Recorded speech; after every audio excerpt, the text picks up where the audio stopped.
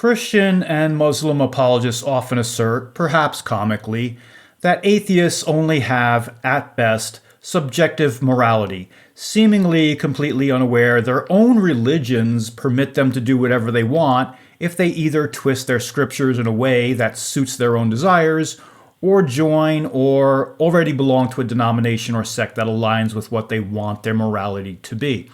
For example, why wouldn't a young male who can't get laid because of his toxic personality, why wouldn't they want to be part of a misogynistic religion like evangelical Christianity or Islam? A man has to figure if he can't get laid, what with lacking charm, an education, a job, good looks, why not turn towards a religion that says women owe them something by virtue of their very existence as a man? One has to wonder, though, why, if objective morality exists for the theist, why don't all theists agree on the particulars of any given moral principle? Why don't all Christians agree on the Judeo-Christian commandment, "Thou shalt not bear false witness," on what that actually means, why it means that, and how they know that's the interpretation beyond a shadow of a doubt, and what the consequences are for ignoring that commandment? I don't know if some Christians think God will forgive them for potentially misinterpreting such a direct, obscure order, though I guess in some denominations of Christianity, as long as you accept Jesus as your Savior, everything else is forgiven. That's so convenient, I'm not even sure why believers bother getting all wound up about morality or disobeying God.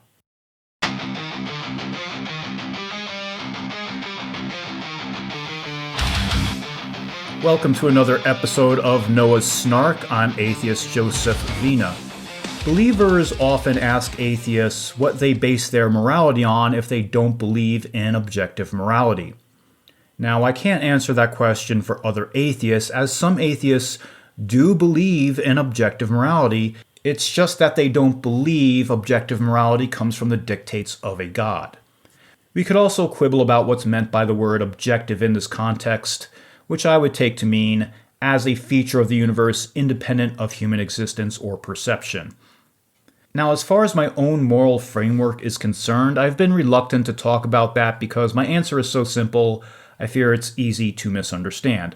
But at the risk of being misunderstood, it's basically this: I do whatever I'm sure I can get away with. I'm kidding, of course, but if you're a believer, you probably thought, at least for a moment, I knew it. In all seriousness, my moral framework begins with this: do not do unto others what you would not want done to yourself. This is the ethical principle known as the negative golden rule, or the silver rule, which has more to do with empathy and restraint and advises against inflicting pain, concepts more in tune with Eastern religions and philosophy rather than the Abrahamic religions. The negative golden rule's main advantage over something like the golden rule, which is do unto others as you would have done unto you, that, by the way, is a thought that did not originate with Jesus or rabbinical teachings. The main advantage of the negative golden rule is that the golden rule is positive in the sense it compels you to take action to treat others as you wish to be treated, whereas the negative golden rule requires restraint. And it's easier to enforce rules about what not to do than enforce mandates to actively be nice. Moreover, the positive rule can lead to imposing your own preferences on others. It assumes everyone else likes the same things. For example, if you're a masochist and you want to apply the golden rule, a lot of people are in for pain or humiliation they'd rather avoid. The negative rule acknowledges that you don't always know what others want, that you're more likely to know what hurts. Thus, the negative golden rule is less likely to be misinterpreted. Although, I've heard people say the negative golden rule is just the golden rule reworded, which is what you would expect people to say when they haven't dug into what each of these phrases can mean. Now, is the negative golden rule objective in its morality? No, and no system of morality is based on my definition of objective given earlier. Yes, I'm very familiar with divine command theory, the idea that morality is synonymous with the dictates of God, but not only are those dictates arbitrary and no apologist can demonstrate they're not simply God's whims he doesn't even follow himself, so much for leading by example. They obviously reflect the desires of the people who employ those commands as a tool of power. As I alluded to, they simply can't be shown to be intrinsic features of the universe.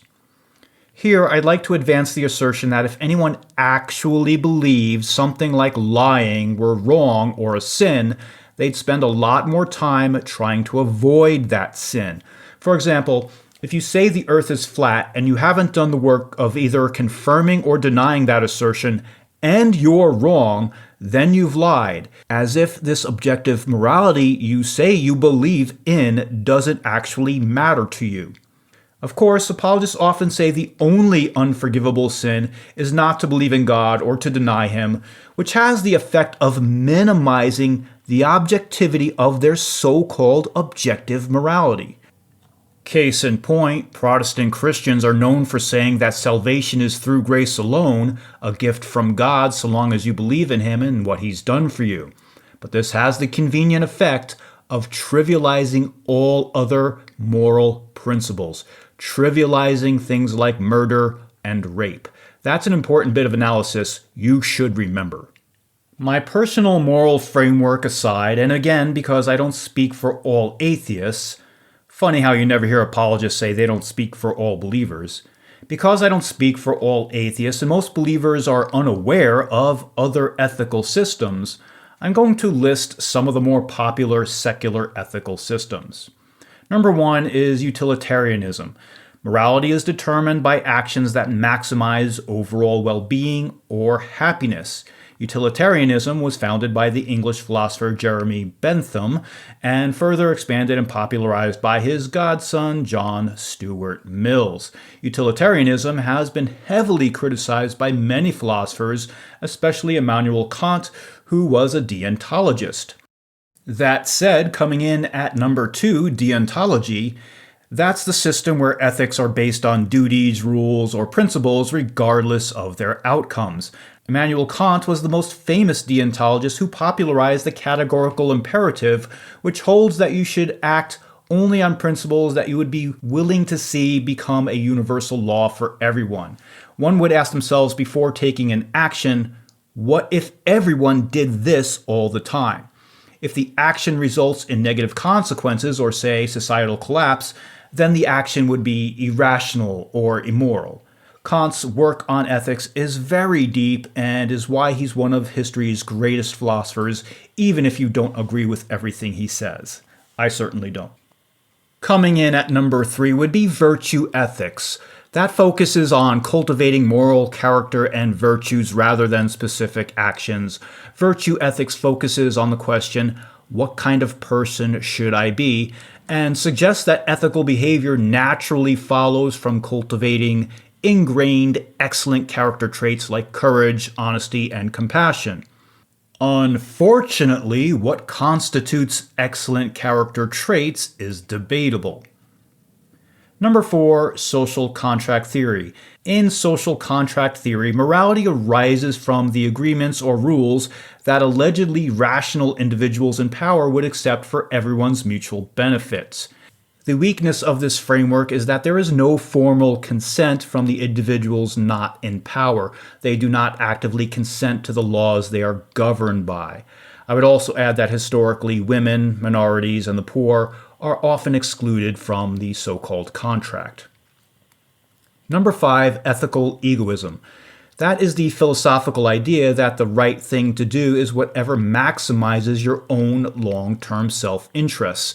It claims that your only moral duty is to promote your own well-being, and being selfish is actually a moral obligation, always acting on their own self-interests. Its primary flaw is that it's impractical for society. It creates endless conflicts and can't be used as a universal rule without causing chaos. Nonetheless, ethical egoism is very popular right now.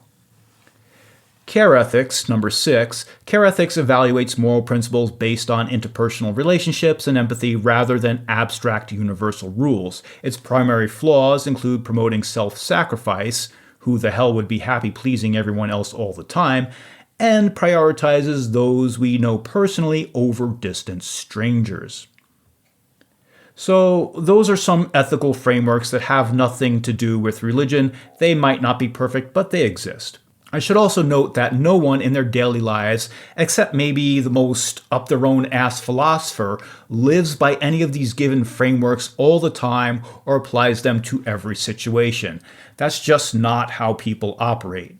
I take it as a given that most people, sorry for the generalizing, don't think about a given moral dilemma and throwing it into the meat grinder of various moral systems to come up with the best solution to their dilemma.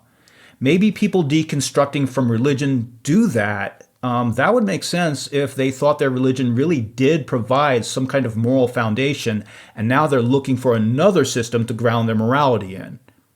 Speaking of some religious people, I know it's difficult for believers to grasp the concept of people inventing moral systems of their own accord, which is strange since it's no different than what men writing the Bible said God wanted. At the end of the day, I think the best moral code is the simplest one. Don't be an asshole. That doesn't require much thought, or at least I thought it didn't until I read the book Asshole, A Theory by UC Irvine philosophy professor Aaron James, which talks about the societal conditions that enable them and why assholes infuriate us.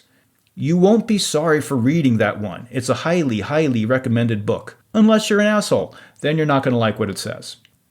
And I think we'll wrap it up there. Thanks for listening to Noah's Snark. Once again, I'm Atheist Joseph Vina. Until next time, revel in reason and love the logical.